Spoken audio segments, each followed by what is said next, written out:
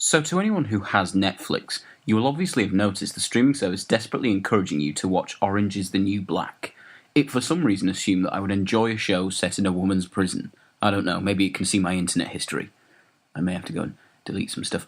No, obviously it's because they made the bloody show. They would tell you to watch it no matter what. Honesty would be a real bullet in the leg. The innovators over at Netflix have invented a brand new genre. Forget about comedy, forget about drama, the new genre is nothing.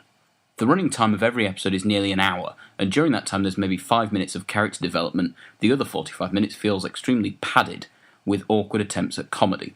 The idea of comedy in unusual places is not a new one. I'm a fan of Red Dwarf, which is basically The Odd Couple in space. This show seems to be a more modern comedy set in a woman's prison, but threaded through incompetent writing. It also has nude scenes, for when the writers get bored and don't want to open a new window to knock one out.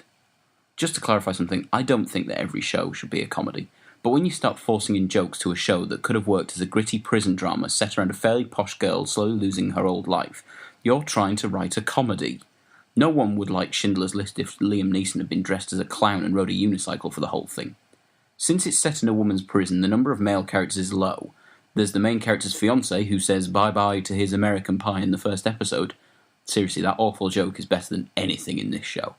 There's the kindly, if rather homophobic, warden, and a slimy, perverted guard who has a 70s porn moustache if subtext is too hard for you to grasp.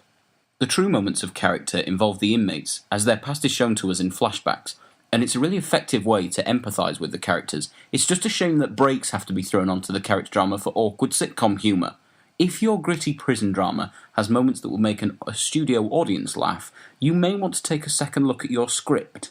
There are some good things about the show. The structure of the first episode introduces the show in a good way. The flashbacks are good at introducing characters and can be quite moving.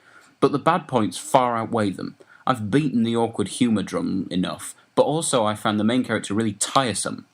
She breaks down occasionally, which is understandable, but sometimes she just does something that makes me lose all sympathy for her, and then I'm sat there watching things happen and feeling nothing. Oh, and also, the opening titles are too fucking long. It's about 2 minutes of looking at lips. Yet for some reason this show has won awards. Maybe they all watched something that I didn't. Did they maybe accidentally click on Arrested Development?